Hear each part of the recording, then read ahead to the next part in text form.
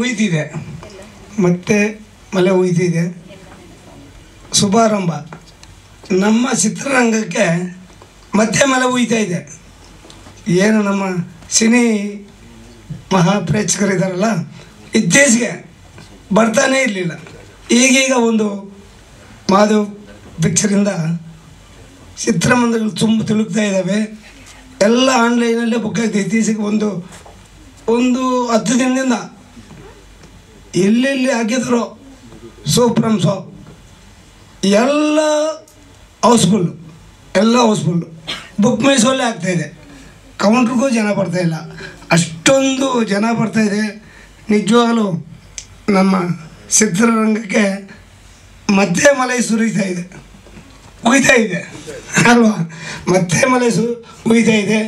ಆ ಚಿತ್ರ ತಂಡ ಏನು ಇವತ್ತು ಮತ್ತೆ ಉಯ್ತಾ ಇದೆ ಮಳೆ. ಚಿತ್ರತಂಡಕ್ಕೂ ಹಾಗೂ ನಾಯಕ ನಟರು ಇಲ್ಲೇ ಇದ್ದಾರೆ, ನಾಯಕರು ಇಲ್ಲೇ ಇದ್ದಾರೆ, ನಿರ್ಮಾಪಕರು. ನಮ್ಮ ಮೊದಲನೇದಾಗಿ ನಮ್ಮ ಪರಮ್ ಗುಬ್ಬಿ ಅವ್ರಿಗೆ ಇದರಲ್ಲಿ ಒಳ್ಳೆಯ ಹೆಸರು, ನಿರ್ಮಾಪಕರಿಗೆ ದುಡ್ಡು ತರಲಿ ಅಂತೇಳಿ ನಾವು ಹಚ್ತಾ ಇದ್ವಿ. ಎಲ್ಲರಿಗೂ ನಮಸ್ಕಾರ, ಥ್ಯಾಂಕ್ ಯು. ಚಿತ್ರತಂಡಕ್ಕೂ ವಂದನೆಗಳನ್ನು ತಿಳಿಸ್ತಾ, ಮತ್ತೆ ಮಳೆ ಮುಗಿಯುತ್ತದೆ. ಮಳೆ ಅಂದ ತಕ್ಷಣ ಸಿನಿಮಾ, ಯಾವ ಸಿನಿಮಾಗಳು ಅತಿಯಾಗಿ ಮಳೆಯನ್ನು ತೋರಿಸಿದಂಥ ಸಿನಿಮಾಗಳು ಹೆಚ್ಚು ಸಕ್ಸಸ್ ಆಗಿದೆ ಅಂತ ನನ್ನ ಅನಿಸಿಕೆ. ಆಲ್ಮೋಸ್ಟ್ ಸಿನಿಮಾಗಳು ಸಕ್ಸಸ್ ಆಗಿದೆ. ಒಂದು. ಎರಡನೇದಾಗಿ ಮಳೆ ಅಂದಾಗ ನಮಗೆ ಫಸ್ಟ್ ನೆನಪಾಗೋದು ಕರಾವಳಿ ಮತ್ತು ಮಲೆನಾಡು.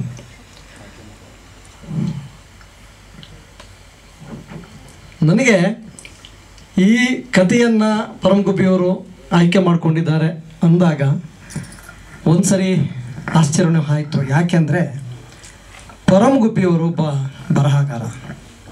ಇಡೀ ಚಿತ್ರರಂಗದ 1921ರಿಂದ ಇವತ್ತಿನವರೆಗಿನ ಮೂಕಿ ಚಿತ್ರಗಳಿಂದ ಟಾಕಿ ಚಿತ್ರ ಆದಿಯಾಗಿ ಇಲ್ಲಿವರೆಗಿನ ಏನು ಚಿತ್ರರಂಗದ ಸಂಪೂರ್ಣ ವಿವರಗಳು ಬೇಕಾದರೆ ನಮಗೆ ಪರಮ್ ಗುಬ್ಬಿಯವರ ಹತ್ರ ಅದು ಭಂಡಾರನೇ ಇದೆ. ಅದನ್ನು ಕ್ರೋಢೀಕರಣ ಮಾಡ್ಕೊಂಡಿದ್ದಾರೆ. ಅಂಥವರು ತಾನೇ ಸ್ವತಃ ಚಿತ್ರ ನಿರ್ದೇಶನ ಮಾಡುವಾಗ ಒಂದು ಸ್ವತಃ ಕಥೆಯನ್ನು ಅವರೇ ರೆಡಿ ಮಾಡ್ಬೋದಿತ್ತು. ಆದರೆ ಅವರು ಸದಾಶಿವ ಅವರ ಕಥೆಯನ್ನು ಆಧರಿಸಿ ಸಿನಿಮಾವನ್ನು ನಿರ್ದೇಶನ ಮಾಡ್ತಿದ್ದಾರೆ. ಇದು ನನಗೆ ತುಂಬ ಖುಷಿ ಆಯಿತು. ಯಾಕೆಂದರೆ ನಾನೇ ಮಾಡಬೇಕು, ನಾನೇ ನೋಡಬೇಕು ಅನ್ನೋದಲ್ಲ, ಇನ್ನೊಬ್ಬರ ಕಥೆಯನ್ನು ತೆಗೆದುಕೊಂಡು ಆ ಕಥೆಗೆ ಯಾವ ಥರ ಅವರೊಂದು ಟ್ರೀಟ್ಮೆಂಟ್ ಮಾಡಿದ್ರೆ ಗೊತ್ತಿಲ್ಲ, ಸಿನಿಮಾ ನೋಡಿದಾಗ ಗೊತ್ತಾಗುತ್ತೆ. ಒಂದು ಒಳ್ಳೆಯ ಬೆಳವಣಿಗೆ. ಅಷ್ಟೇ ಅಲ್ಲ, ಸದಾಶಿವ ಅವರ ಕಥೆಯನ್ನು ಅವರು ಸಿನಿಮಾವನ್ನಾಗಿ ಮಾಡ್ತಾ ಇರಬೇಕಾದ್ರೆ ಒಬ್ಬ ಲೇಖಕನಿಗೆ ಏನು ಗೌರವ ಕೊಡಬೇಕೋ ಆ ಗೌರವವನ್ನು ಅವರು ಕನ್ನಡ ಸಾಹಿತ್ಯ ಪರಿಷತ್ತಿನ ಮುಖಾಂತರ ಅವರಿಗೆ ತಲುಪಿಸಿದ್ದಾರೆ ಅಂತ ನಾನು ಅಂದ್ಕೊಂಡಿದ್ದೀನಿ, ನಾನು ಕೇಳಲ್ಪಟ್ಟಿದ್ದೀನಿ. ಅದು ಕೂಡ ಒಂದು ಒಳ್ಳೆ ಬೆಳವಣಿಗೆ. ಯಾಕೆಂದರೆ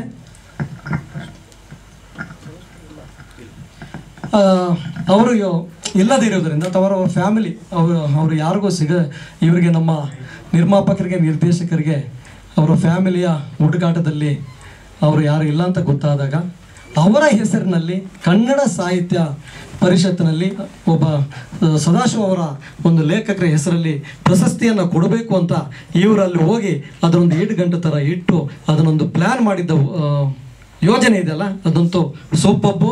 ಈ ಥರ ಯೋಜನೆಗಳು ನಮ್ಮ ಚಿತ್ರರಂಗದಲ್ಲಿ ಹೆಚ್ಚಿನ ನಿರ್ಮಾಪಕರಿಗೆ ಅದು ಮೂಡಲಿ, ಇನ್ನಷ್ಟು ಲೇಖಕರನ್ನ ಬೆಳೆಸಲಿ ಅನ್ನೋದು ನನ್ನ ವಿನಂತಿ.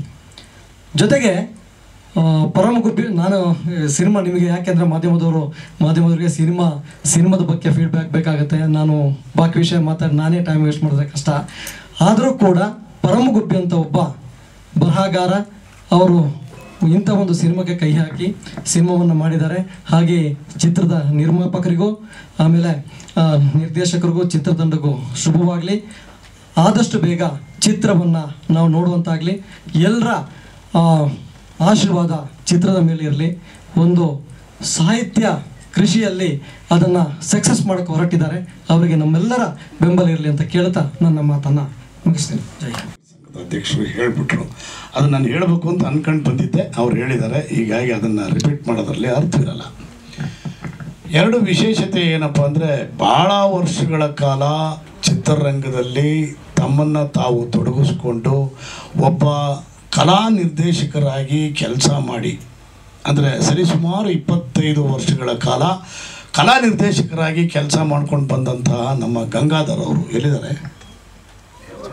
ಓಕೆ, ಗಂಗಾಧರ್ ಅವರು ಅವರ ಧರ್ಮಪತ್ನಿಯ ಹೆಸರಿನಲ್ಲಿ ಅವರು ಚಿತ್ರವನ್ನು ಮಾಡಿರ್ತಕ್ಕಂಥದ್ದು. ಬಂದ್ರಿ ಗಂಗಾಧರ್, ಈಗ ತಮ್ಮ ವಿಚಾರ ಹೇಳಿದೆ, ತಾವು ಹೊರಗಡೆ ಇದ್ರಿ. 25 ವರ್ಷ ಆಯಿತಾ? 25 ವರ್ಷಗಳ ಕಾಲ ಸತತವಾಗಿ ಕಲಾ ನಿರ್ದೇಶಕರಾಗಿ ಕೆಲಸ ಮಾಡ್ಕೊಂಡು ಬಂದು ತಮ್ಮ ಧರ್ಮಪತ್ನಿಯ ಹೆಸರಿನಲ್ಲಿ ಚಿತ್ರ ನಿರ್ಮಿಸ್ತಾ ಇರೋದು ಒಂದು ವಿಶೇಷತೆ. ಎರಡನೇದು ಪರಮ ಗುಬ್ಬಿಯವರು ನಮ್ಮ ನಿರ್ದೇಶಕರ ಸಂಘದ ಅಧ್ಯಕ್ಷರು ಹೇಳಿದಾಗೆ ಒಂಥರ ಆಧುನಿಕ ಇದು ಎನ್ಸೈಕ್ಲೋಪೀಡಿಯಾ. ಚಿತ್ರರಂಗದ ಯಾವುದೇ ವಿಚಾರಗಳು ಮೂಕೆಯಿಂದ ಟಾಕಿ ತನಕ ನಮಗೆ ಚಿತ್ರರಂಗದ ಸಮಸ್ಯೆಗಳು ಬಂದಾಗ ಅಥವಾ ಯಾವುದನ್ನ ಡಿಬೇಟ್ಗಳಿಗೆ ಹೋಗುವಾಗ ಎಲ್ಲನ ಪತ್ರಕರ್ತರ ಮುಂದೆ ಕೂತ್ಕೊಂಡು ಕೆಲವು ಹೆಚ್ಚು ಕಡಿಮೆ ಆಗ್ಬಿಟ್ರೆ ನಮ್ಮನ್ನು ಬಿಡಲ್ವಲ್ಲ ನೀವು, ಅದಕ್ಕೆ ಏನು ಕೇಳ್ತೀರಿ ಅಂತ ಆ್ಯಂಟಿಸಿಪೇಟರ್ ಬೇಲ್ ತಗೊಂಡು ಇವ್ರ ಹತ್ರ ಎಲ್ಲ ವಿಚಾರಗಳನ್ನ ತಿಳ್ಕೊಂಡು ನಾನು ಬಂದಿದ್ದೀನಿ. ಬೇರೆಯವ್ರು ಬಂದವರೆಲ್ಲೋ ನನಗೆ ಗೊತ್ತಿಲ್ಲ ಅಲ್ವಾ? ಎಲ್ಲರೂ ಬಂದವರಾ? ಓಕೆ ಅಧ್ಯಕ್ಷ, ನೀವು ಓಕೆ ಅಂದರೆ ನಾನು ಹೇಳ್ಕೊಂಡೆ, ನೀವು ಯಾರು ಹೇಳ್ಕೊಂಡಿಲ್ಲ, ಇರಲಿ, ನೋ ಪ್ರಾಬ್ಲಮ್, ನೀವು ಹೇಳ್ಕೊಂಡಿದ್ದೀರಾ.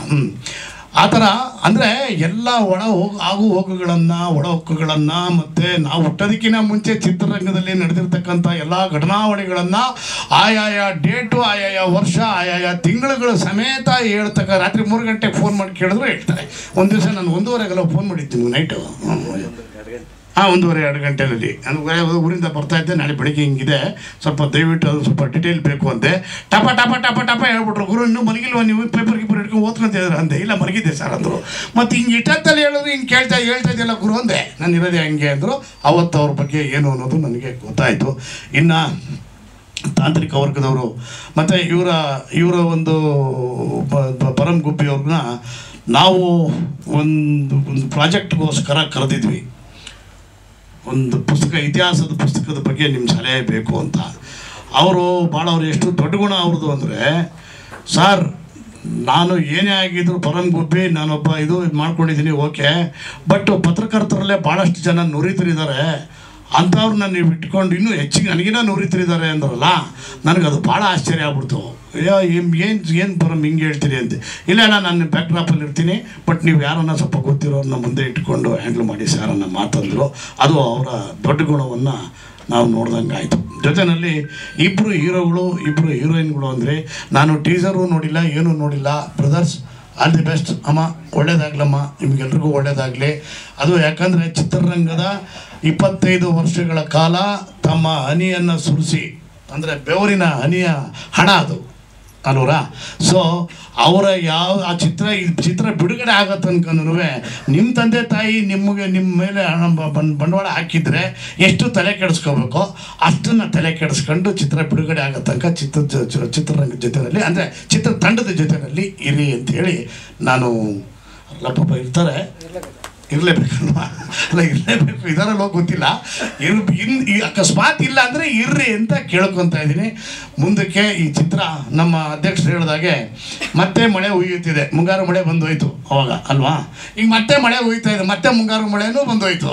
ಸೊ ಮತ್ತೆ ಮಳೆ ಹುಯ್ಯುತ್ತಿದೆ ಅಂತ ಹೇಳಿದರೆ ಅವು ಎರಡು ಸಿನಿಮಾಗಳನ್ನು ಮೀರಿ ನಿಮ್ಮ ಚಿತ್ರ ಹೆಚ್ಚಿನ ಗಳಿಕೆಯನ್ನು ಗಳಿಸಲಿ, ಹಾಗೇನೇ ಒಂದು ಒಳ್ಳೆಯ ಹೆಸರನ್ನು ಕೂಡ ಮಾಡಲಿ ಅಂತ ನಾನು ಈ ಸಂದರ್ಭದಲ್ಲಿ ಹೇಳಿ ನನ್ನ ಮಾತುಗಳನ್ನ ಮುಗಿಸ್ತೀನಿ. Thank you. ಕಥೆಗಾರರು ಇಲ್ಲಿ ಬಂದು 2 ಜೋಡಿಗಳಿದ್ದಾರೆ. ಒಂದು ಕಾಲಘಟ್ಟದಲ್ಲಿ ಒಂದು ಜೋಡಿ, ಮತ್ತೊಂದು ಕಾಲಘಟ್ಟದಲ್ಲಿ ಒಂದು ಜೋಡಿ ಇದೆ. ಸೊ ಏನಾಗುತ್ತೆ, ಮೊದಲ ಜೋಡಿ ಅವ್ರ ಜೊತೆಗೆ ಸೇರೋದಿಲ್ಲ, ಅವ್ರ ಪ್ರೀತಿ ಫೇಲರ್ ಆಗುತ್ತೆ. 2ನೇ ಜೋಡಿ ಒಂದಾಗ್ತಾರೆ. ಸೊ ಆ ಕತೆ ಇಟ್ಕೊಂಡು ಈ ಸಿನಿಮಾವನ್ನು ಕತೆಗೆ ಪೂರಕವಾಗಿ ಏನು ಬೇಕೋ ಹಾಗೆ ಮಾಡಿದ್ದೀವಿ. ಪುನರ್ಜನ್ಮದ ಕತೆ ಇಲ್ಲ. ಒಂದು ಕ್ಯಾರೆಕ್ಟ್ರು 1980 ಬರುವಂಥ ಇಸ್ವಿಯಲ್ಲಿ, ಇನ್ನೊಂದು 2000 ಇಸ್ವಿಯಲ್ಲಿ ಬರುವಂಥ ಕತೆ. ಆ ಪ್ರೇಮಿಯ ಮಗಳು ಏನಿದ್ದಾಳೆ, ಅವಳು ಈ ಕಾಲೇಜ್ಗೆ ಓದಕ್ಕೆ ಬಂದಾಗ ಈತ ವಿರಹಿಯಾಗಿರ್ತಾನೆ. ಆ ಹುಡುಗಿ ನೋಡಿದಾಗ ತನ್ನ ಮಗಳನ್ನೇ ನೋಡಿದಷ್ಟು ಸಂತೋಷ ಪಡ್ತಾನೆ. ಆ ಕತೆ ಮೇಲೆ ಹೋಗುತ್ತೆ ಈ ಕತೆ. ಇಲ್ಲ, ನಮಗೆ ಇದು ಏನಾಯಿತು, ಈ ಕತೆ ನಾವು ಮೊದಲು ಒಂದು 2-3 ಅವ್ರದ್ದು ಕತೆಗಳಲ್ಲಿ ಒಳ್ಳೆ ಪ್ರಶಸ್ತಿ ಬಂದಿತ್ತು. ಹೌದು, ರಾಮನ ಸವಾರಿ ಇರ್ಬೋದು, ಅಥವಾ ಮತ್ತೊಂದು ಕತೆ ಯಾವುದು ನಲ್ಲಿ ನೀರು ಬಂತು ಇತ್ತು ಕತೆಗಳು. ಈ ಕತೆ ಮಾಡಲಿಕ್ಕೆ ನನಗೆ ಮೂಲ ಪ್ರೇರಣೆ ಬಂತು ನರೇಂದ್ರ ಬಾಬು ಅವರು ನನಗೆ ಇದಕ್ಕೆ ಪ್ರೇರಣೆ. ಅಲ್ಲ, ಇವರು ನಮ್ಮ ನಿರ್ದೇಶಕರು, ಸಂತೆಯಲ್ಲಿ ನಿಂತ ಕಬೀರ ಕಬೇಡಿ ಮಾಡಿದಂಥವ್ರು, ಅವರು ಇದಕ್ಕೆ ಮೂಲ ಪ್ರೇರಕರು. ಇದನ್ನು ಮಾಡಿದ್ರೆ ಚೆನ್ನಾಗಿರುತ್ತೆ ಅನ್ನೋ ಒಂದು ಅವರು ನನಗೆ ಹಿಂಟ್ ಕೊಟ್ಟರು.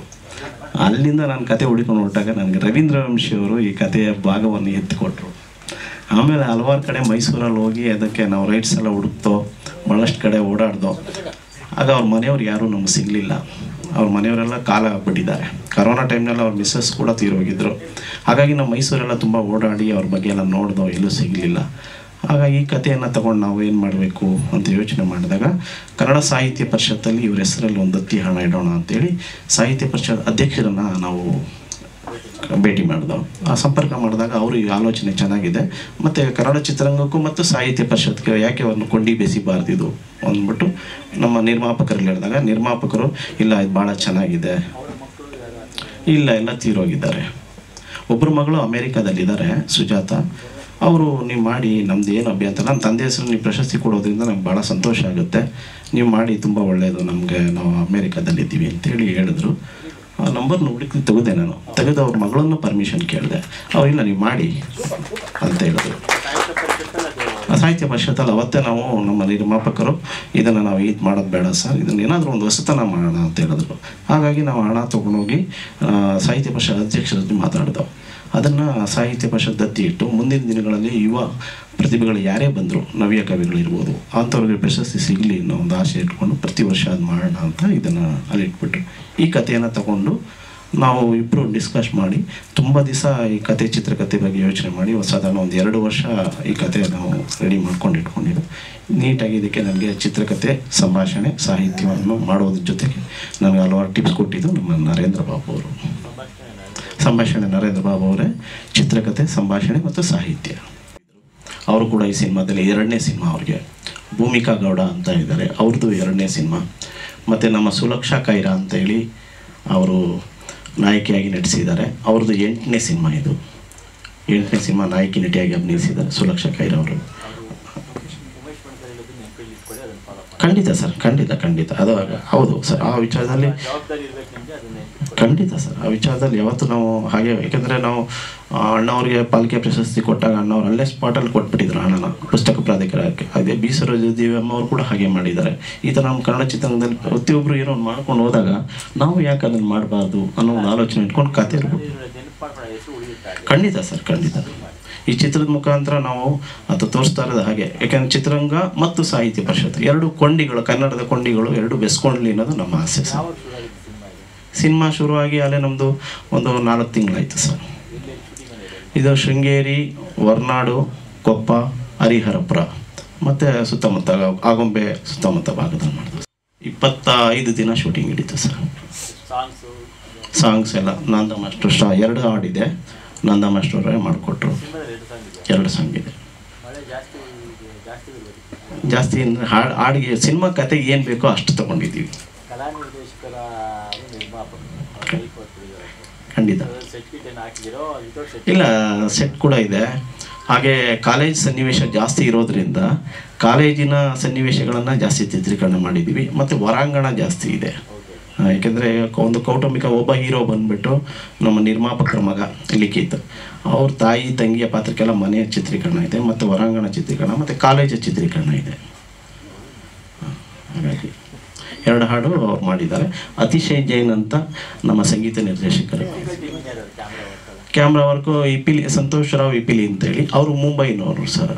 ಅವರು ಈಗ ಮುಂಬೈಯಿಂದ ಬರಲಿಕ್ಕಾಗಿಲ್ಲ, ಮುಂದಿನ ಇದರಲ್ಲಿ ಕಾರ್ಯಕ್ರಮದಲ್ಲಿ ಬಂದೇ ಬರ್ತಾರೆ ಅವ್ರು ಖಂಡಿತ.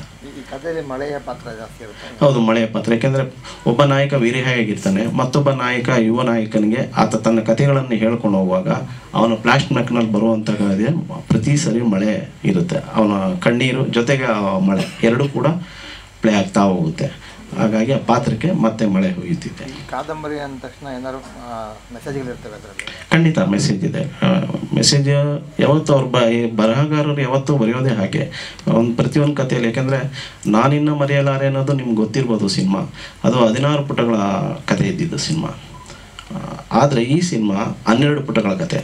ನಾವು ಅದಕ್ಕೆ ಎಷ್ಟು ಬೇಕೋ ಅಷ್ಟು ಕರೆಕ್ಟಾಗಿ ಚಿತ್ರಕಥೆಯನ್ನು ಮಾಡಿಕೊಂಡು ಸಂಭಾಷಣೆಯನ್ನು ಮಾಡಿಕೊಂಡು ಚಿತ್ರೀಕರಣ ಮಾಡಿದ್ವಿ ಸರ್.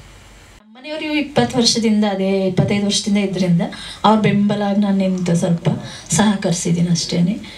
ಮತ್ತು ಎಲ್ಲರೂ ನನಗೆ ಯಾವುದೇ ಒಂದು ಇದರಲ್ಲಿ ಎಲ್ಲ ಸಹಕರಿಸಿದ್ದಾರೆ. ಹಂಗಾಗಿ ನನಗೆ ಅಷ್ಟು ಮಾತ್ರ ಹೇಳೋಕ್ಕೆ ಇಷ್ಟಪಡ್ತೀನಿ. ನನ್ನ ಮಗನೇ ಹೀರೋ ಆಗಿರೋದ್ರಿಂದ ಇನ್ನೂ ಖುಷಿ ಪಡ್ತೀನಿ. ಅವನಿನ್ನ ಮುಂದೆ ಚೆನ್ನಾಗಿ ಎತ್ತರ ಬೆಳಿಬೇಕು, ತುಂಬ ಒಂದು ದೊಡ್ಡ ಹುದ್ದೆಯಲ್ಲಿರಬೇಕು, ಅಷ್ಟಕ್ಕೆ ಸಹಕರಿಸ್ಬೇಕಷ್ಟೇ. ಮನೆಯವ್ರಿಗೋಸ್ಕರ ಮಾಡ್ರೆ ಮಗನಿಗೋಸ್ಕರ ಇಬ್ಬರಿಗೂ ಸೇರಿಸಿ ನಮ್ಮ ಮನೆಯವರು ಬೆಂಬಲ. ಅವ್ರಿಗೆ ತುಂಬ ವರ್ಷದಿಂದ ಆಸೆ ಇತ್ತು, ಹಂಗಾಗಿ ಅವರ ಆಸೆ ಈಡೇರಿಸ್ಬೇಕಾಗಿತ್ತು. ಹಂಗಾಗಿ ನನ್ನ ಮಗನೂ ಒಬ್ಬ ಎಲ್ಲರಂತೆ ಬೆಳೀಲಿ ಒಂದು ಆಸೆ ಅಷ್ಟೇ, ಇನ್ನೇನಿಲ್ಲ. ಹೌದು, ನಿಮ್ಮ ಮಗನಿಗೆ ಆಸೆ ಇದ್ದೇ ಇರ್ತದೆ ಮೇಡಮ್. 25 ವರ್ಷ ದುಡಿದಿರೋ ದುಡ್ಡಲ್ವಾ? ಹೌದು ಹೌದು ಅದು ಸ್ವಲ್ಪ ಹೌದು ಹೌದು ಒತ್ತಡಕ್ಕೆ ಮೋಸ್ಟ್ಲಿ ಮಾಡ್ದಂಗಿದ್ದಾರೆ. ಇಲ್ಲ ಇಲ್ಲ ಇಲ್ಲ ಇಲ್ಲ, ಅವ್ರಿಗೆ ತುಂಬ ಆಸೆ ಇತ್ತು. ಅವ್ರಿಗೆ ತುಂಬ ಆಸೆ ಇತ್ತು, ತುಂಬ ಅಂದರೆ ಅವ್ರಿಗೆ ತುಂಬ ಆಸೆ ಇತ್ತು. ಯಾವಾಗಲೂ ಹೇಳ್ತಾ ಇರೋರು ನಾನು ಒಂದು ಮಾಡಬೇಕಂತ. ಹಂಗಾಗಿ ಅವ್ರಿಗೆ ಅಷ್ಟೇ. ಈ ಕತೆ ಇಷ್ಟ ಆಯ್ತು, ಏನು ತುಂಬ ಇಷ್ಟ ಆಯಿತು. ಏನು ಇಷ್ಟ ಆಯ್ತು? ಯಾವ ಅಂಶ ಇಷ್ಟ ಆಯ್ತು ಕಥೆಯಲ್ಲಿ? ಅಂದರೆ ಅವರು ಎಲ್ಲ ಅದರಲ್ಲೂ ಇಷ್ಟ ಆಗಿದೆ. ಯಾವುದೂ ಇದು ಮಾಡೋ ಥರ ಇಲ್ಲ, ಕಥೆನೇ ತುಂಬ ಅಂದರೆ ಯಾವುದೋ ಒಂದು ಬೇರೆ ಯಾವುದು ಇದಿಲ್ಲ, ಅದರಲ್ಲಿ ಒಳ್ಳೆ ಒಂದು ಸಬ್ಜೆಕ್ಟ್ ಇದೆ. ಹಂಗಾಗಿ ಇಷ್ಟ ಆಗುತ್ತೆ. ಎಲ್ಲರೂ ನೋಡೋ ಅಂತಹದ್ದು, ತುಂಬ ಎಲ್ಲರೂ ಕೂತು ನೋಡೋ ಅಂತಹದ್ದು ಸಿನಿಮಾ ಅದು. ಸ್ಟೋರಿನೇ ಚೆನ್ನಾಗಿದೆ ಅದರಲ್ಲಿ. ಪದ ಈ ಪದ ಅಂತ ಯಾವುದು ಬಳಸಂಗಿಲ್ಲ, ಎಲ್ಲ ಚೆನ್ನಾಗಿದೆ ಅಂತ ಒಪ್ಕೊಂಡು ಅವ್ರ ಜೊತೆ ಸಹಕರಿಸಿದ್ದೀವಿ. ತುಂಬ ಚೆನ್ನಾಗಿದೆ ಫಿಲ್ಮ್ ಅಂತ ಚೆನ್ನಾಗೂ ಬಂದಿದೆ. ಹಂಗಾಗಿ ಆಂಟಿ ಜೊತೆ ಕೈ ಜೋಡಿಸಿದ್ದೀವಿ ಅಷ್ಟೆ.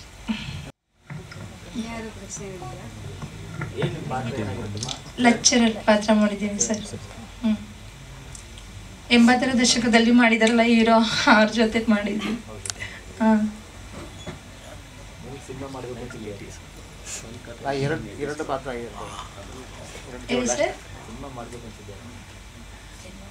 ಅಂಕಲ್ ಇಲ್ಲೇ ಇದ್ರಲ್ಲೇ ಇದ್ದಿದ್ರಿಂದ ನಮಗೆ ಒಡನಾಟ ಚೆನ್ನಾಗಿತ್ತಲ್ಲ.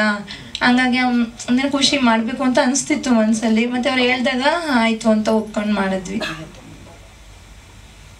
ಮಾಡು ಅಂತ ನನಗೆ ಬಾಬು ಸರ್ ತುಂಬ ಸಪೋರ್ಟ್ ಮಾಡಿದ್ರು. ಆಮೇಲೆ ಪರಮ್ ಸರ್ ಕೂಡ ಸಪೋರ್ಟ್ ಮಾಡಿದ್ರು ನನಗೆ. ನನ್ನ ಫಸ್ಟ್ ಫಿಲಮು. ಸೊ ಕೆಲವೊಂದು ನಾನು ಏನೇ ಆ್ಯಕ್ಟಿಂಗಲ್ಲಿ ಏನೇ ಮಿಸ್ಟೇಕ್ಸ್ ಇದೆಲ್ಲ ನನಗೆ ರೆಡ್ಡಿ ಸರ್ ಟ್ರೈನಿಂಗ್ ಮಾಡಿ ಸಪೋರ್ಟ್ ಮಾಡಿದ್ದು.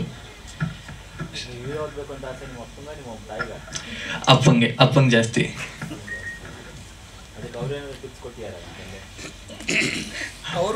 ನೀನು ಊಟಕ್ಕೂ ಮುಂಚೆಯಿಂದ ಸಿನಿಮಾ ನೋಡ್ತಾ ಇದ್ದೀನಿ, ಕರೆಕ್ಟಾಗಿ ಆ್ಯಕ್ಟ್ ಮಾಡೋ ಅಂತ ಹೇಳಿರ್ತಾರೆ. ಅಪ್ಪ ಏನೂ ಹೇಳಲಿಲ್ಲ, ಜಸ್ಟ್ ಆ್ಯಕ್ಟಿಂಗ್ ಅನ್ನೋದು ಒಂದು ಕ್ಲೀನಾಗಿ ಮಾಡು, ಕ್ಲೀನಾಗಿ ಕಲಿ. ಅವ್ರು ಏನೇ ಹೇಳ್ಕೊಟ್ರು ಶ್ರದ್ಧೆಯಿಂದ ಕಲಿ ಅಂತ ಹೇಳಿದರು. ಅಷ್ಟು ಬಿಟ್ಟರೆ ಇನ್ನೇನು ಹೇಳಿಲ್ಲಪ್ಪ. ಅದೇನೂ ಇಲ್ಲ. ಜಸ್ಟ್ ಬಾಬು ಸರ್ ಒಂದ್ಸಲ ಕತೆ ಓದು, ಕತೆ ಪಾತ್ರ ಅರ್ಥ ಮಾಡ್ಕೊ ಅಂತ ಒಂದ್ಸಲ ಅದು ಕತೆ ಕೊಟ್ಟಿದ್ರು. ಓದಿ ಕತೆ ಪಾತ್ರದ ಬಗ್ಗೆ ಒಂಚೂರು ನಾನು ಯಾವ ಥರ ಇರಬೇಕು ಅನ್ನೋದನ್ನ ಚಂದ್ರೇಶ್ವರ್ ಸರ್ ಹತ್ರ ಅವಾಗ ಕೇಳ್ತೀವಿ, ಸರ್ ಪಾತ್ರ ಹಿಂಗಿದೆ, ಇದ್ರ ಮೇಲೆ ನನಗೆ ಒಂಚೂರು ಹೇಳ್ಕೊಂಡು ಅವ್ರು ಅದಕ್ಕೂ ಹೇಳ್ಕೊಟ್ಟು ಪಾಠ ಮಾಡೋದು ನನಗೆ ಅಷ್ಟೇ. ಹಾಂ ಸರ್, 99 2000 ಬ್ಯಾಚ್ ಕಾಲೇಜ್ ಸ್ಟೂಡೆಂಟ್ ನಾನು. ನಿಮ್ಮ ಪಾತ್ರದ ಬಗ್ಗೆ ಕಾಲೇಜ್ ಕೇರ್ ಫ್ರೀ ಹುಡುಗ, ಯಾವುದಕ್ಕೂ ತಲೆ ಕೆಡಿಸ್ಕೊಳ್ಳಲ್ಲ. ಬಟ್ ಓದೋದು ಇದ್ದು ಅದೆಲ್ಲ ಕರೆಕ್ಟಾಗಿರ್ತಾನೆ. ಯಾವುದು ಬ್ಯಾಕ್ಲಾಗ್ಸ್ ಇಲ್ದಲೆ ಕೇರ್ ಫ್ರೀ ಆಗಿರ್ತಾನೆ. ಅವನಿಗೆ ಒಂದು ಆ ಥರ ಫುಲ್ ಜಾಲಿ ಆಗಿರ್ತಾನೆ ಅವನು. ಪೇಷನ್ಸು, ಆಮೇಲೆ ಟೈಮ್ ಸೆನ್ಸು, ಜೊತೆಗೆ ಪಾತ್ರನ ಮಾಡ್ತಾ ಇರಲಿ ಬಿಡಲಿ, ಕಟ್ ಹೇಳಿದ್ರು ಪಾತ್ರದಲ್ಲಿ ಇರಬೇಕು ಅನ್ನೋದನ್ನು ನಾವು ಮೇನಾಗಿ ಕಲ್ತ್ಕೊಂಡೆ ನಾನು. ಅವರು ಜಾಸ್ತಿ ಏನು ಹೇಳ್ತಿರ್ಲಿಲ್ಲ, ಕರೆಕ್ಟಾಗಿ ಮಾಡು ಅನ್ನೋದೊಂದು ಹೇಳೋರು ಯಾವಾಗಲೂ ಅಷ್ಟೇ.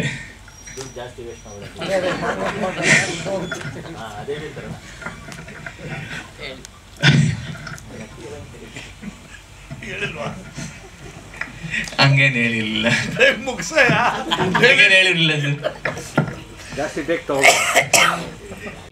ಒಂದು ಮನಸ್ಸಿಗೆ ಮುಟ್ಟುವಂಥ ಪಾತ್ರ ಮಾಡಿದ್ದೀನಿ. ಎಲ್ಲರೂ ಹೇಳಿದ್ರು ಈ ಸಿನಿಮಾಗೆ ಇಬ್ಬರು ಹೀರೋ ಅಂತ. ಈ ಸಿನಿಮಾಗೆ ಒಬ್ಬರೇ ಹೀರೋ, ಅದು ಚಿತ್ರಕಥೆ.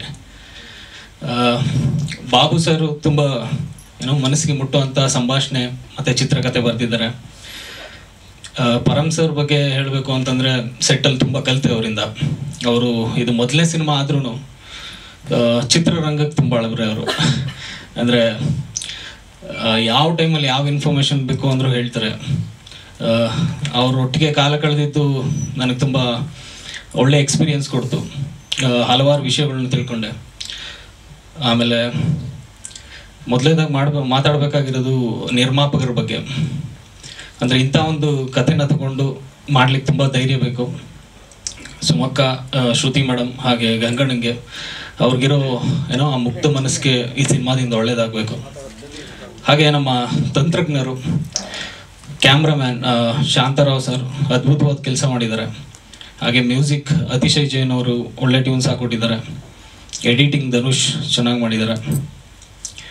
ಮತ್ತು ಈ ಸಂದರ್ಭದಲ್ಲಿ ನಾವು ನೆನೆಸ್ಕೊಬೇಕಾಗಿರೋದು ಒಂದು ಡಿಪಾರ್ಟ್ಮೆಂಟ್ ಅಂತಂದರೆ ಲೈಟಿಂಗ್ ಡಿಪಾರ್ಟ್ಮೆಂಟ್. ಯಾಕೆಂತಂದರೆ ನಾವು ಸಿನಿಮಾ ಮಾಡ್ಬೇಕಾದ್ರೆ ತುಂಬ ಕ್ರೂಷಿಯಲ್ಸ್ ಇತ್ತು ಕಂಡೀಷನ್ಸ್. ಅಂದರೆ ಮಳೆ ಬರ್ತಾಯಿತ್ತು, ಯಾವಾಗ್ಲೂ ಒಂದು ಸಣ್ಣ ಬ್ಯಾಕ್ ಲೈಟ್ ಹಾಕಬೇಕು ಅಂದ್ರೂ ಅವರು ಒಂದು half an hour 1 hour spend ಮಾಡ್ತಾಯಿದ್ರು. ಅಂದರೆ ನಾವೇ ಎಲ್ಲರೂ ಒಂದು ಟೈಮಲ್ಲಿ ಏನೋ ಒಂಥರ ನೆಗ್ಲೆಕ್ಟ್ ಮಾಡ್ತಿದ್ರು. ಬಟ್ ಅವ್ರು ಮಾಡ್ತಾ ಇದ್ದಿದ್ದು ಕೆಲಸ ನೋಡಿದಾಗ ಒಂದು ಹುಮ್ಮಸ್ ಬರ್ತಾಯಿತ್ತು ಕೆಲಸ ಮಾಡಲಿಕ್ಕೆ. ಹಾಗೆ ನಮ್ಮ ಸಿನಿಮಾ ನಡೆದಿದ್ದು ಹರಿಹರಪುರ ಮತ್ತು ಶೃಂಗೇರಿ ಸುತ್ತಮುತ್ತ. ಅಲ್ಲಿ ಜನಗಳು ನಮಗೆ ಮಾಡಿದಂಥ ಸಪೋರ್ಟ್ ಅವ್ರನ್ನ ನೆನೆಸ್ಕೊಳ್ಳೇಬೇಕು. ಹಾಗೆ ಜೊತೆಗೆ ಆ್ಯಕ್ಟ್ ಮಾಡಿದಂಥ ಎಲ್ಲ ನಟ ನಟಿಯರಿಗೂ ಇನ್ನಷ್ಟು ಅವಕಾಶ ಸಿಗಲಿ ಅವರ ಪ್ರತಿಭೆಯನ್ನು ಗುರುತಿಸ್ಕೊಳ್ಳೋಕ್ಕೆ. ಎಲ್ಲರಿಗೂ ಥ್ಯಾಂಕ್ ಯು. ನನ್ನ ಪಾತ್ರ ರಂಗನಾಥ್ ಅಂತ. 2 ಶೇಡ್ ಬರುತ್ತೆ. ಒಂದು ಪ್ರೊಫೆಸರ್ ಕ್ಯಾರೆಕ್ಟ್ರು, ಒಂದು 50+ ಕ್ಯಾರೆಕ್ಟ್ರು. ಅದೇ ಫ್ಲ್ಯಾಶ್ ಬ್ಯಾಕಲ್ಲಿ ಒಂದು 25 years ಆ ಕ್ಯಾರೆಕ್ಟರ್ ಬರುತ್ತೆ ಸರ್. ತುಂಬ ನೆನಪಾಗುತ್ತೆ. ಯಾಕೆಂದರೆ ರಂಗನಾಥನ ಕ್ಯಾರೆಕ್ಟರ್ನೇ ಅವನೊಳಗೆ ಸಮಾಜದ ಮೇಲೆ ಒಂದು ಪ್ರೀತಿನೂ ಇದೆ, ಯಾರಿಗೂ ಹೇಳ್ಕೊಳಕ್ಕಾಗ್ದಿರೋ ಒಂದು ನೋವಿದೆ. ಈ ಪಾತ್ರ ನನಗೆ ಈ ಏಜಿಗೆ ಸಿಕ್ಕಿರೋದು ತುಂಬ ಅದೃಷ್ಟ ಅಂತ ಭಾವಿಸ್ತೀನಿ. ನಾನು ಭಾಳ ಕಲಿತೆ. ಹೌದು ಸರ್, ಒಂದು 5 ವರ್ಷ ನಾನು ಥಿಯೇಟ್ರ್ ಮಾಡಿದ್ದೀನಿ. ರಂಗಾಸ್ತೆ ಮತ್ತು ನಗ್ನಾನ 2 ಟೀಮಲ್ಲಿ ಹಲವಾರು ನಾಟಕಗಳನ್ನ ಮಾಡಿದ್ದೀನಿ. Thank you. ಎಲ್ರಿಗೂ ಪತ್ರಕರ್ತರು, ಮಾಧ್ಯಮದವರು ಹಾಗೆ ವೇದಿಕೆ ಮೇಲಿರುವಂಥ ಎಲ್ರಿಗೂ ನಮಸ್ಕಾರ. ಇದು ನನ್ನ 2ನೇ ಸಿನಿಮಾ. ಮತ್ತೆ ಮಳೆ ಹೊಯ್ಯುತ್ತದೆ ಎಲ್ಲ ನೆನಪಾಗುತ್ತದೆ.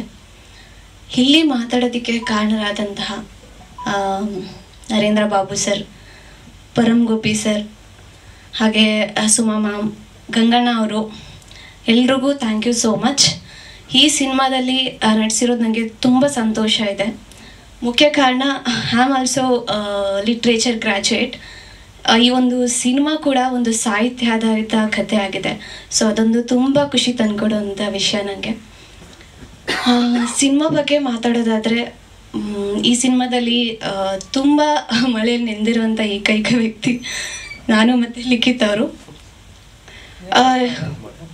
ಸಿನಿಮಾದ ಒಂದು ಪಾಸಿಟಿವ್ ವೈಬ್ ಬಗ್ಗೆ ಹೇಳಬೇಕು. ಯಾಕಂದರೆ ಇಲ್ಲಿ ಬೆಂಗಳೂರು ಏನು ಮಳೆ ಬರಬೇಕಾದ್ರೆ ನೆನೆದ್ರೆ ಏನಾದರೂ ಕೋಲ್ಡ್ ಆಗೋಂಥದ್ದೆಲ್ಲ ಆಗುತ್ತೆ. ಬಟ್ 25 days ಇಲ್ಲಿ ಶೃಂಗೇರಿಲಿ ಮಳೆ ನೆನ್ಕೊಂಡು ಎಷ್ಟೊಂದು ಶಾರ್ಟ್ಸಲ್ಲಿ ಇದ್ರೂ ಒಂದು ದಿನ ಕೋಲ್ಡ್ ಆಗಿಲ್ಲ. ಅದೇ ಒಂದು ಪಾಸಿಟಿವ್ ವೈಬ್ ಸಿನಿಮಾದಲ್ಲಿ ಏನಂತ ಗೊತ್ತಿಲ್ಲ, ತುಂಬ ಖುಷಿ ಆಗುತ್ತೆ ಹೇಳೋದಕ್ಕೆ. ಸೊ ಈ ಒಂದು ಸಿನಿಮಾ ಪ್ರತಿಯೊಬ್ಬರಿಗೂ ಇಷ್ಟ ಆಗುವಂಥ ಸಿನಿಮಾ. ಒಳ್ಳೆ ಕತೆ ಇದೆ. ಒಂದು 2 ಜೋಡಿಗಳು, ಒಂದು ಜೋಡಿ ಪ್ರೀತಿ ಒಂದಾಗೋದಿಲ್ಲ, ಇನ್ನೊಂದು ಜೋಡಿನ ಒಂದು ಮಾಡಿ ಕೊನೆ ಮಾಡುವಂಥ ಸಿನಿಮಾ. ಸೊ ಕತೆ ತುಂಬ ಚೆನ್ನಾಗಿದೆ. ಪ್ರತಿಯೊಂದು ಫ್ಯಾಮಿಲಿ ಕೂತು ನೋಡುವಂಥ ಸಿನಿಮಾ. ಖಂಡಿತವಾಗ್ಲೂ ಪ್ರತಿಯೊಬ್ಬರಿಗೂ ಈ ಸಿನಿಮಾ ಇಷ್ಟ ಆಗುತ್ತೆ. ಮತ್ತೊಮ್ಮೆ ಎಲ್ರಿಗೂ ಥ್ಯಾಂಕ್ ಯು ಹೇಳ್ತಾ ನನ್ನ ಮಾತನ್ನ ಮುಗಿಸ್ತೇನೆ. Thank you. Thank you Bhoomika ಅವರೇ. ನನ್ನನ್ನು ಸೆಲೆಕ್ಟ್ ಮಾಡಿದಂಥ Gangadhar sir, Babu sir, Param sir ಮತ್ತು ನಮ್ಮ ತಾಯಿಯಂಥ ನಿರ್ಮಾಪಕರಿಗೂ ಮನಪೂರ್ವಕ ವಂದನೆಗಳು. ಬಟ್ ಹೀರೋಯಿನ್ಸ್ನ ಇಬ್ಬರನ್ನೂ ತುಂಬ ಮಳೆಯಲ್ಲಿ ನೆನೆಸಿದ್ದೀನಿ, ಹೀರೋಗಳನ್ನ. ಸಾರಿ, ಅದು ನನ್ನ ತಪ್ಪದ ಮಳೆಯದು. ಇವರು ಚೆನ್ನಾಗಿ ಮಾಡಿದ್ದಾರೆ. ತುಂಬ ಚೆನ್ನಾಗಿದೆ ಸಾಂಗ್. ಚೆನ್ನಾಗಿ ಹೊಸಬ್ರ ಥರ ಸಾಂಗ್ ಮಾಡಿಲ್ಲ ಹುಡುಗರು, ಇಬ್ಬರು ಅಷ್ಟೇ. 4 ಜನನೂ ತುಂಬ ಚೆನ್ನಾಗಿ ಮಾಡಿದ್ದಾರೆ. ಹೊಸ ಹೀರೋಯಿನ್ ಅಂತ ಯಾರು ಹೇಳಲ್ಲ, ಆ ಥರ ಚೆನ್ನಾಗಿ ಮಾಡಿದ್ದಾರೆ. ಇನ್ನೊಂದು ಸರಿ ನಮ್ಮ ಗಂಗಾಧರ್ ಸರ್ಗೆ ಮನಪೂರ್ವಕ ವಂದನೆಗಳು. ನನ್ನ ಸೆಲೆಕ್ಟ್ ಮಾಡಿದ್ದಕ್ಕೆ. ನಿಮಗೆ ಸುಮಾರು ಜನ ಟೆಕ್ನಿಷಿಯನ್ ಗೊತ್ತಿದ್ರು, ನೀವು Babu sir, Param sir, thanks ತುಂಬ ಥ್ಯಾಂಕ್ಸ್.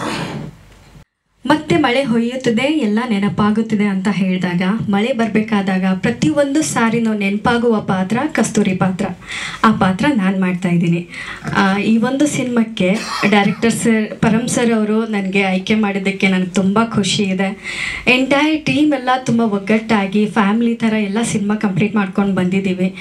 ನಾವೆಷ್ಟೇ ಸಿನಿಮಾಗಳು ಮಾಡಿದ್ರೂ ಮೊದಲನೇ ಹೆಜ್ಜೆ ಅಂತಾರಲ್ವ, ಸಿನಿಮಾ ಮಾಡಿದ ಮೇಲೆ ನಿಮ್ಮೆಲ್ಲರ ಆಶೀರ್ವಾದ, ಮಾಧ್ಯಮ ವರ್ಗದ ಎಲ್ಲ ಆಶೀರ್ವಾದ ಇದ್ದ ಮೇಲೇ ನಾವು ನೆಕ್ಸ್ಟ್ ಸ್ಟೆಪ್ಪಿಗೆ ಹೋಗೋಕ್ಕಾಗತ್ತೆ. ಸಿನಿಮಾ ಮಾಡಿದ್ದೀವಿ, ಈ ಥರ ನಡೆದಿದೆ ಅಂತ ನೀವು ತಾನೇ ಎಲ್ರಿಗೂ ಹೇಳೋದು. ಸೊ ದಯವಿಟ್ಟು ಎಲ್ರಿಗೂ ಕೇಳ್ಕೊಳ್ಳೋದೇನು ಅಂತಂದರೆ, ಆದಷ್ಟು ಜನಕ್ಕೆ ಈ ಸಿನಿಮಾ ಬರ್ತಿದೆ ಅಂತ ತಿಳಿಸಿ, ಅದೇ ರೀತಿಯಿಂದ ನಮ್ಮ ಪ್ರೊಡ್ಯೂಸರ್ ಸರ್ ಆಗಲಿ, ನಮ್ಮ ಪ್ರೊಡ್ಯೂಸರ್ ಮೇಡಮ್ ಅವರು ಆಗಲಿ, ನಮ್ಮೆಲ್ರಿಗೂ ಒಂದು ಮಕ್ಕಳ ಥರ ಟ್ರೀಟ್ ಮಾಡಿದ್ದಾರೆ. ಎಲ್ರಿಗೂ ತುಂಬ ಚೆನ್ನಾಗಿ ನೋಡ್ಕೊಂಡಿದ್ದಾರೆ. ತುಂಬ ಪ್ರೀತಿಯಾಗಿ ಎಲ್ಲರೂ ಕಂಪ್ಲೀಟ್ ಮಾಡಿ ಬಂದಿದ್ದೀವಿ. Thank you. ರಿಲೀಸ್ ಆಗ್ತಿರೋದು 4ನೇ ಸಿನಿಮಾ. ಇದಕ್ಕಿಂತ ಮುಂಚೆ 3 ಸಿನಿಮಾಗಳು ರಿಲೀಸ್ ಆಗಿದೆ. ಭಾಳ ಖುಷಿ ಪಟ್ಟೆ. ಸೊ ಮ್ಯೂಸಿಕಲ್ಲಿ ಪರಮ್ ಸರು, ಬಾಬು ಸರ್ ಇಬ್ಬರು ತುಂಬ ಕ್ಲಾರಿಟಿ ಇದ್ದಿದ್ದರಿಂದ ಈಸಿ ಆಯಿತು ನನಗೆ. ತುಂಬ ಚೆನ್ನಾಗಿ ಡಿಸ್ಕ್ರಿಪ್ಷನ್ ಹೇಳಿದರು, ಇದೇ ಥರನೇ ಬೇಕು ಅಂತ ಹೇಳಿ. ಸೊ ಬೇಗ ತುಂಬ ಚೆನ್ನಾಗಿ ಮಾಡಿದ್ವಿ, ಅವ್ರಿಗೆ ಇಷ್ಟ ಆಯಿತು. ಬೇಗ ಒಂದು ಹಾಡು ಮಾತ್ರ ಇನ್ಸ್ಟ್ರೂಮೆಂಟೇಷನ್ ಚೇಂಜ್ ಮಾಡಿದ್ವಿ. ಸೊ ತುಂಬ ಎಕ್ಸೈಟ್ ಆಗಿದ್ದೀನಿ ಸರ್ ಈ ಪ್ರಾಜೆಕ್ಟ್ ಬಗ್ಗೆ. ನಿಮ್ಮೆಲ್ಲರ ಆಶೀರ್ವಾದ ಇರಲಿ ಅಂತ ಕೇಳ್ಕೊತೀನಿ. ನಮಸ್ಕಾರ. 2 ಸಾಂಗ್ ಮಾಡಿದ್ದೀವಿ, ರೀ ರೆಕಾರ್ಡಿಂಗ್ ಇನ್ನೇನು ಸ್ಟಾರ್ಟ್ ಮಾಡ್ತಾ ಇದ್ದೀವಿ ಸರ್. ಎಡಿಟಿಂಗ್ ಆಗಿದೆ, ನೋಡಬೇಕು. ಇನ್ನೂ ಸಿನಿಮಾ ನೋಡಿಲ್ಲ, ನಂಗೆ ತೋರಿಸಿಲ್ಲ ಅವರು. 2 ಹಾಡು ಎಷ್ಟು ಹೇಳಿದ ಅಷ್ಟು ಮಾತ್ರ ಗೊತ್ತು, ನೋಡ್ಬೇಕು. ಇನ್ನು ವಿಡಿಯೋ ನೋಡಬೇಕು, ಸಿನಿಮಾ ನೋಡ್ಬೇಕು. ನಾನು ಅಂದರೆ ಇದು ನನ್ನ ಫಸ್ಟ್ ಫಿಲಮ್ ಆಗಿರೋದು. ಇನ್ನು ಪಾತ್ರಗಳು ಸಿಗ್ತಾ ಇರಲಿ ಅಂತ ಕೇಳ್ಕೊತೀನಿ. ಆದರೂ ಎಲ್ಲರಿಗೂ ಥ್ಯಾಂಕ್ಸ್. ಈ ಚಿತ್ರದಲ್ಲಿ ನಾನು ಅಸೋಸಿಯೇಟ್ ಡೈರೆಕ್ಟರಾಗಿ ಕೆಲಸ ಮಾಡಿದ್ದೀನಿ. ಈ ಸಿನಿಮಾ ಮಾಡೋದಕ್ಕೆ ನಮ್ಮ ಕಬಡ್ಡಿ ನರೇಂದ್ರ ಬಾಬು ಸರ್ ಕಾರಣ. ಜೊತೆಗೆ ಪರಮ್ ಗುಬ್ಬಿ ಅವರು, ಅವ್ರ ಜೊತೆಗೆ ನಾನು ಅಸೋಸಿಯೇಟ್ ಡೈರೆಕ್ಟರ್ ಕೆಲಸ ಮಾಡೋದಕ್ಕೆ ತುಂಬ ಒಂದು ಖುಷಿ ಅನ್ನಿಸ್ತಾ ಇದೆ. ಸುಮಾ ಮೇಡಮ್ ನಿರ್ಮಾಪಕರಾಗಿ, ಗಂಗಣ್ಣವರು ಮತ್ತು ಪರಮ್ ಸಾರು ಅವರೆಲ್ಲರೂ ನಮ್ಮ ಸಿನಿಮಾ ಜೊತೆಗೆ ವರ್ಕ್ ಮಾಡೋದಾಗ ಈ ಒಂದು ಸಬ್ಜೆಕ್ಟ್ ಕೇಳಿ ತುಂಬ ಖುಷಿ ಆಯಿತು. ಯಾಕಂದರೆ ಸಾಹಿತ್ಯ ಕೃತಿ ಇವತ್ತು ಕನ್ನಡ ಚಿತ್ರರಂಗದಲ್ಲಿ ನೋಡ್ತಾ ಇದ್ದರೆ ಸುಮಾರು ಸಿನಿಮಾಗಳು, ಹೊಸ ಬಗೆಯ ಸಿನಿಮಾಗಳು ಬರ್ತಾ ಇದೆ, ಸಾಹಿತ್ಯ ಕೃತಿಗಳು ಕಡಿಮೆ. ಇಂಥ ಒಂದು ಸಂದರ್ಭದಲ್ಲಿ ಕೆ.ಎಸ್. ಸದಾಶಿವ ಅವರ ಸಾಹಿತ್ಯ ಕೃತಿ ಅದ್ಭುತವಾಗಿರ್ತಕ್ಕಂಥ ಮತ್ತೆ ಮಳೆ ಹೋಯ್ತಿದ್ದ ಕಥೆಯನ್ನು ಆಯ್ಕೊಂಡು ಸಿನಿಮಾ ಮಾಡಿರೋದು ನಮ್ಮೆಲ್ಲರಿಗೂ ಸಂತೋಷದ ವಿಷಯ. ಸಿನಿಮಾ ಅದ್ಭುತವಾಗಿ ಮೂಡಿ ಬಂದಿದೆ. 25 ದಿನಗಳ ಕಾಲ ಆ ಚಿತ್ರೀಕರಣದಲ್ಲಿ ಅನುಭವಗಳು ಇನ್ನೂ ನೆನಪಾಗಿ ಉಳಿದಿದೆ. ನಿಜವಾಗಲೂ ಈ ಕನ್ನಡ ಚಿತ್ರರಂಗದಲ್ಲಿ ಒಂದು ಮೈಲಿಗಲ್ಲಾಗುತ್ತೆ. ಮತ್ತು ಪರಮ್ ಗುಬ್ಬಿ ಸರ್ ಅವರು ಚಿತ್ರರಂಗದಲ್ಲಿ 25 ವರ್ಷಗಳ ಕಾಲ ಅನುಭವ ಹೊಂದಿರೋಂಥ ಅನುಭವದ ಜೊತೆಗೆ ಈ ಸಿನಿಮಾವನ್ನು ನಿರ್ದೇಶನ ಮಾಡಿದ್ದಾರೆ. ಇದೊಂಥರ ಟೀಮ್ ತುಂಬ ಅದ್ಭುತವಾಗಿ ಚೆನ್ನಾಗಿದೆ. ಇಲ್ಲಿರೋಂಥ ಪ್ರತಿಯೊಬ್ಬ ಪಾತ್ರಧಾರಿಗಳು, ಹಿರಿಯರೆಲ್ಲರೂ ಆಶೀರ್ವದಿಸಿದ್ದಾರೆ ಈ ಸಿನಿಮಾಕ್ಕೆ. ಖಂಡಿತ ಈ ಚಿತ್ರ ಕನ್ನಡ ಚಿತ್ರರಂಗದಲ್ಲಿ ಒಂದು ಅಚ್ಚಳಿಯದಂತೆ ಉಳಿಯುತ್ತೆ ಅಂತ ನಾನು ಭಾವಿಸ್ತಾ ಇದ್ದೀನಿ.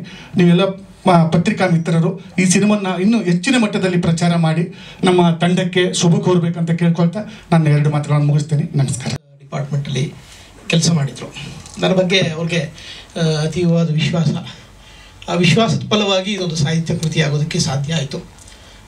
ಅವರು ಒಂದು 3 ಆಪ್ಷನ್, ಒಂದು ಸಿನಿಮಾ ಮಾಡೋಣ ಅಂತ ಬಂದಿದ್ದರು. ಮಕ್ಕಳ ಸಿನಿಮಾ ಮಾಡೋಣ, ಸ್ವರ್ಣನ ಇಟ್ಕೊಂಡು ಅಂತ ಬಂದರು.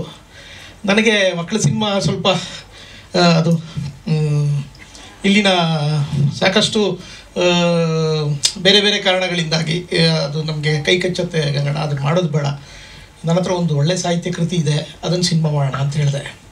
ಪರಮ್ ಸರ್ ಬಗ್ಗೆ ಏನಂದರೆ ನನಗೆ ಭಾಳ ಬೆಂಬಲವಾಗಿ ಸಿನಿಮಾಗಳು ಮಾಡಿದಾಗ ನನ್ನ ಜೊತೆಗೆ ಬರ್ತಿದ್ರು, ಇರ್ತಿದ್ರು. ಒಂದು ಸರಿ ಒಂದು ಫೈನ್ ಡೇ ಬಂದು ಕೋಕಿಲಮ್ಮನ ಅವಳು ಕೋಕಿಲ ಅಂತ ಒಂದು ಸಬ್ಜೆಕ್ಟ್ ಹೇಳಿದ್ರು ನನಗೆ. ಅದು ಪಾತಕಲೋಕ, ಅಂದರೆ ಬೆಂಗಳೂರು ರಾಜಾಜಿನಗರದ ಭಾಗದ ಪಾತಕಲೋಕ ಮತ್ತು ಸಾಮಾನ್ಯರ ಬದುಕರು ಮುಖಾಮುಖಿಯಾಗುವಂಥದ್ದು ಒಂದು ಕತೆ. ಅದನ್ನು ನೀವೇ ಡೈರೆಕ್ಟ್ ಮಾಡಬೇಕು ಅಂತ ನನಗೆ 3-4 ಜನ ಪ್ರೊಡ್ಯೂಸರ್ನೆಲ್ಲ ಪರಿಚಯ ಮಾಡಿಸಿದ್ರು. ಅದಾಗಲಿಲ್ಲ. ಅದು ಯಾವಾಗಲೂ ಒಂದು ಸರಿ ಮಾತಾಡಬೇಕಾದ್ರೆ ಒಬ್ಬರು ಪ್ರೊಡ್ಯೂಸರ್ ಹತ್ರ, ರಮೇಶ್ ಸರ್ ಅಂತ ಅವ್ರ ಹತ್ರ ಹೋದಾಗ ನನಗೆ ಯಾವ್ದಾದ್ರು ಸಾಹಿತ್ಯ ಕೃತಿ ಇದ್ದರೆ ಹೇಳಿ ಅಂತ ಹೇಳಿದ್ರು. ಆವಾಗ ನಾನು ಅವ್ರಿಗೆ ಹೇಳಿದೆ ನನ್ನ ಹತ್ರ ನಾನು ಶಂಕರ್ ಸರ್ ಜೊತೆಗೆ ಕೆಲಸ ಮಾಡ್ತಿದ್ದಾಗ ಸ್ಮಾಲ್ ಸ್ಕ್ರೀನ್ಗೆ ಇದನ್ನು ಮಾಡಿದ್ವಿ. ಪರಿಸರ ಅನ್ನೋ ಸೀರಿಯಲಲ್ಲಿ ಎಲ್ಲ ಸಾಹಿತ್ಯ ಕೃತಿಗಳನ್ನ ಇಟ್ಕೊಂಡು ಅದು ಸೀರಿಯಲಲ್ಲಿ ಎಪಿಸೋಡ್ಗಳಾಗಿ ಬರ್ತಿದ್ದಾಗ ಇದನ್ನು ಮಾಡಿದರು. ಹಂಗಾಗಿ ಇದನ್ನು ಸಿನಿಮಾ ಮಾಡಬೇಕು ಅಂತ ನನ್ನ ಭಾಳ ದಿನದ ಕನಸು. ನಾನು ಹೇಳಿದೆ ಇದನ್ನು ನೀವು ಮಾಡಿ ಸರ್, ಇದು ಭಾಳ ಚೆನ್ನಾಗಾಗತ್ತೆ, ನೀವು ನನಗೆ ಇಷ್ಟೊಂದು ಬೆಂಬಲಿಸ್ತಿದ್ದೀರಿ, ನಾನು ನಿಮಗೆ ಈ ಸಿನಿಮಾ ನೀವು ಮಾಡಿದ್ರೆ ಚೆನ್ನಾಗಾಗತ್ತೆ, ನಾನು ಸ್ಕ್ರಿಪ್ಟ್ ಮಾಡಿಕೊಡ್ತೀನಿ ಅಂತ ಅವತ್ತು ಹೇಳಿದ್ದೆ. ಹಂಗಾಗಿ ಗಂಗಣ್ಣ ಬಂದು ಕೇಳೋದಕ್ಕೂ ಪರಮಸರದ್ದು ಇದಾಗೋದಕ್ಕೂ ಕರೆಕ್ಟಾಗಿ ಅದು ಮ್ಯಾಚ್ ಆಯಿತು. ಹಂಗಾಗಿ ಇದು ಕೃತಿ ಆಗೋ ಒಂದು ಕೃತಿ ಸಿನಿಮಾ ಆಗೋ ಒಂದು ಅವಕಾಶ ಸಿಕ್ತು. ಸಾಹಿತ್ಯ ಕೃತಿ ಇದು ಕೆ ಸದಾಶಿವ ಅತ್ಯಂತ ಕನ್ನಡ ಸಾಹಿತ್ಯದ ನವ್ಯ ಕಾಲಘಟ್ಟದಲ್ಲಿ ಅತ್ಯಂತ ಪರಿಣಾಮಕಾರಿಯಾಗಿ ಬರೆದು ಭಾಳ ಬೇಗ ಕಾಲವಾದಂಥ ನಿರ್ದೇಶಕರು. ಶಂಕರಪ್ಪ ಅವರು ನಲ್ಲಿಯಲ್ಲಿ ನೀರು ಬಂತು ವಿದ್ಯಾರ್ಥಿ ದೆಸೆಯಿಂದಾಗಿ ಯಾವುದೋ ಪುಣೆ ಫಿಲ್ಮ್ ಇನ್ಸ್ಟಿಟ್ಯೂಟಲ್ಲಿ ಓದಬೇಕಾದ್ರೆ ಮಾಡಿ ಅದಕ್ಕೆ ಸ್ವರ್ಣಕಮಲ ಬಂದಿತ್ತು. ಅದಾದಮೇಲೆ ರಾಮನ ಸವಾರಿ ಸಂತೆಗೆ ಹೊರಟಿತ್ತು, ಅದು ಸಿನಿಮಾ ಆಯಿತು. ಇದು ಭಾಳ ಚೆನ್ನಾಗಿತ್ತು, ಇದನ್ನು ನಾವು ಮಾಡಿದ್ದೀವಿ. ಇನ್ನೂ 2-3 ಕಥೆಗಳು ಅವ್ರದ್ದು ಸಿನಿಮಾ ಆಗುವಂಥ ಹೇಗೆ ಎಲವನ ಹೆಗಲ ಮೇಲೆ ಕುರುಡ ಕೂತಿದ್ದಾನೆ, ಈ ಥರದ್ದು ಇನ್ನೊಂದೆರಡು ಕಥೆಗಳು ಸಿನಿಮಾ ಆಗುವಂಥ ಕಥೆಗಳು. ಭಾಳ ತೀವ್ರವಾಗಿ ಸಾಹಿತ್ಯವನ್ನು ಅನುಭವಿಸಿ ಬರೆದಂಥ ಲೇಖಕ ಕೆ ಸದಾಶಿವ ಅವರು.